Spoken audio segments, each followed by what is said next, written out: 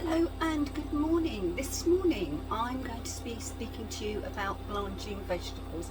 Now, most of the major supermarkets in the UK have now reduced the price of the standard Christmas veg. Anywhere I've seen from 19 to 39 pence at the moment. I have no doubt that will change as others get involved. So let's talk about why blanch. Well, blanching them preserves the quality of the vegetables, it sets the colour and prevents anything going wrong once they're frozen. Again, why do I need to blanch? No, you don't need to, but if you're getting veg at 19 or 39 pence a packet, why not do it? Why not do it? Then you've got your veg for as many months as you've got room in the freezer. So what do you need? Really, not a lot. You will need a pan of boiling water. Okay? You will also need a bowl of iced water. Then you will need your prepared veg. Today I have parsnips, potatoes, carrots and Brussels. Things like cabbage you actually don't need to blanch. You can just prep and freeze. The same that goes with that goes for swede and courgette as well. Cauliflower, I have got one, I may do that as well. Cauliflower you do need to blanch too. So let's just leave this water bubbling, and once it's at temperature we'll commence. Right then, our water is boiling away nicely. So as you can see, you've just all steamed up, haven't you? Okay, let's see if we can get there. Right, so it's boiling away nicely. So I'm just going to pop in the parsnips, that's what they are. I've tried to cut them all to a similar size so that nothing will get overcooked. Hello. Computer, stop. Computer, stop. Gosh, sorry about that. All the same size. Now I need to bring that back up to a boil, because obviously as you add produce. Computer, stop. Okie dokie. Goodbye from me. And goodbye from me. Come back tomorrow for more Christmas content. Oh. I am so sorry about that. I actually don't know what happened, but hey, who doesn't mind a bit of Santa? Right, so we need to get this back onto there we go, so it's on a rapid boil again, and we need to time it for 3 minutes. Computer, set a timer, 3 minutes. 3 minutes, starting now. There you go, you can see that bubbling away, and once my 3 minutes is up, we'll come back. Right, we're almost finished. The timer will go off any second now. Computer, stop. So now what we do is we take our parsnips and we put them into the iced water. As I said, the iced water stops the cooking process, gets rid of any nastiness and sets the colour. So how long do you leave them in there? Well, how long do indeed? Computer, set timer for 3 minutes. They have to be in the iced water for precisely the same amount of time as they were blanched for. The potatoes I'm going to blanch for 5 minutes. The carrot sticks, because they're quite thin and really delicious, I can't stop eating them, I'm only going to blanch for 2. The Brussels sprouts I'm going to blanch for 3 too. Now, you may notice I don't put a cross in my Brussels sprouts. 2 reasons. Well, actually, I just don't. But one of the main reasons is that I find if you do put a cross, especially in small ones like this, what they do is they just suck up the water. And that's how you get a soggy sprout. Now, originally, way back in the Middle Ages, they put a cross in the sprouts to ward off the devil, so that the devil would fly out of it. Now, I know not many people Well, I know some people don't like sprouts, but I don't think they're actually the devil's food. So I'm going to carry on with the potatoes, the carrots and the Brussels sprouts, and then I'll get back to you.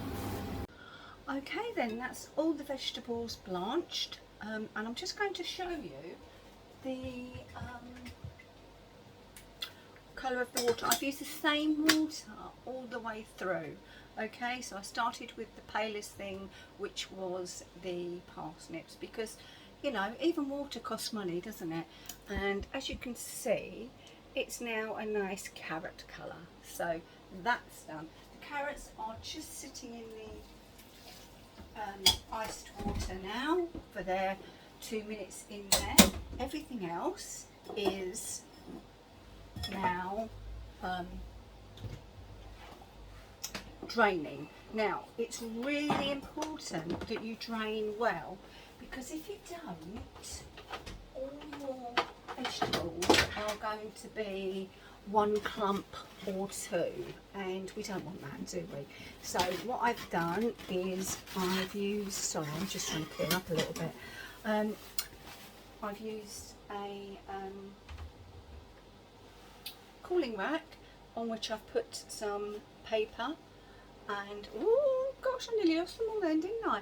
And they are just draining on there. I'm going to do something a little bit more with the potatoes and parsnips. This is optional, you do not have to do it. Okay, so and there, right, see how important it is to drain. This is also on a cooling rack.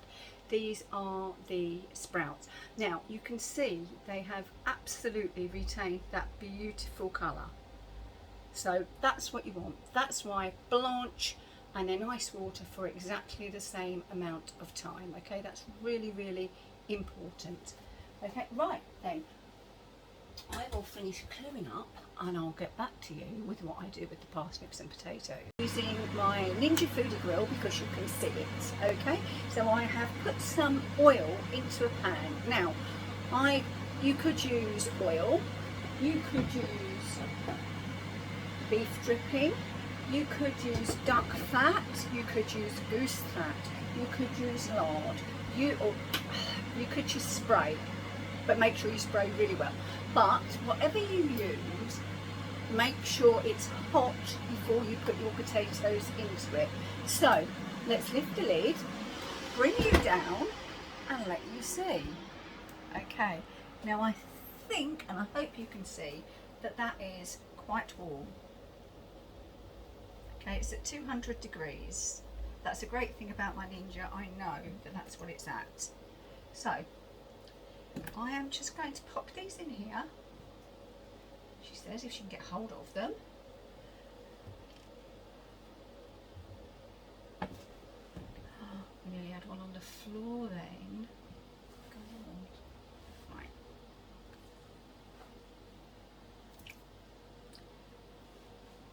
And again, I tried to keep the potatoes all a similar size.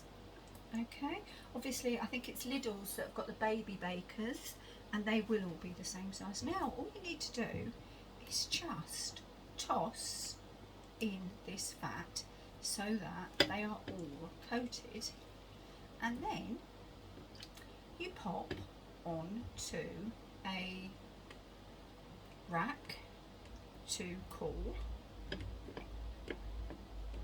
and once they're cool they go into the freezer on the tray. Put them on a tray in the freezer, and then once they are all frozen, bag them. Now you can season now, but I'm going to season them when they're out because I'm going to do the parsnips in here too. Okay, so that's it. They're going to come out, they're going to go onto the rack, and we'll be back for the parsnips. Okay then, let's get back to the parsnips. So I've removed some of the oil, and I am just going to pop the parsnips in here. Give them a turn.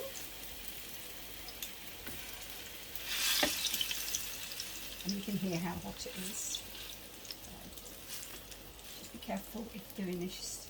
And filming, you don't burn yourself. Normally you'd be doing this from the front, not the side, so let me tell you, it's one heck of a lot safer.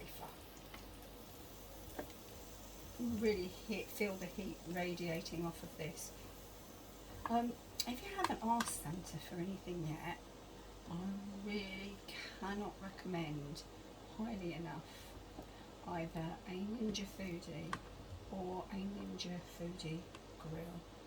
I do the majority of my cooking in these. My Christmas dinner this year, I really seriously doubt that I will be using the oven. So with the parsnips, I'm just going to season with some sea salt and some black pepper, and then I am going to add a little maple syrup. Please use the real stuff. It's much better than well, the pretend, basically. You know, you can get pancake syrup. Well, that's not maple syrup, let me tell you. So always look for maple syrup and the word pure, because that's what you want. Right, so we're just going to drizzle those, and these I'm going to let go, as in leave in here, for another 4.5 minutes, just so they start to glaze up. Okay, you'll see those in a minute. Okay, time is up on the parsnips, and again, same as with the potatoes, they are going to go onto the rack over a tray, so that anything that drizzles out will drizzle safely onto the tray and not anywhere else. Ouch. So just pop those on there. Right, I'll do that and we'll see what's next. Well then, goodness me, I'm so sorry. My Brussels and my carrots are cold. They are dry. I've had them sitting for a while now, and so I have bagged them, and I have rolled the bag like this to expel any air before sealing. Okay, so that's the carrots, and as you can see, the Brussels sprouts are still that beautiful colour that you want on your Christmas dinner, or any dinner for that matter. Now, the potatoes and parsnips. You can do this, and these will sit quite happily in your fridge for a couple of days. So you could do these the day before Christmas Eve, exactly as I've done, and sit them in the fridge for a couple of days, and then on Christmas Day all you have to do is to cook them. Now the potatoes treat like any frozen roast potato. So they go on a tray, a flat tray. They do not need any more oil. You can add more oil, but they don't need it. You sit them on a tray, hot oven, 200 degrees, 45-50 minutes. The parsnips, please do not put any more oil on those, because they genuinely don't need it. A flat tray, 200 degree oven for about 30 minutes. What I will do with the parsnips for the last 30 minutes is just drizzle a little bit more maple syrup over them, so that they go really sticky and gooey and oh lush. But now, once these are cold or cool, I'm going to pop into the freezer just as they are. Okay, the reason I do this is because if I was to bag them, they'd all stick together. So I will pop them into the freezer. I have to have a rearrange of the freezers, but hey ho, just as they are. And then when they are fully frozen, I will bag in the same way as I have done the Brussels and the carrots. Cauliflower you would blanch in exactly the same way for about between 2 and 3 minutes, depending how big your florets are. I have a video on here showing you how I make my braised red cabbage with apples, so please take a look at that. I'd like to thank you all for taking time out of your busy day to watch me, really is appreciated. Don't forget to give us a like Comment down below what you think. What have I done wrong? What would you do differently? Share to all your friends on social media, and most importantly of all, ding that little button down there and subscribe. Thank you for watching. Bye bye.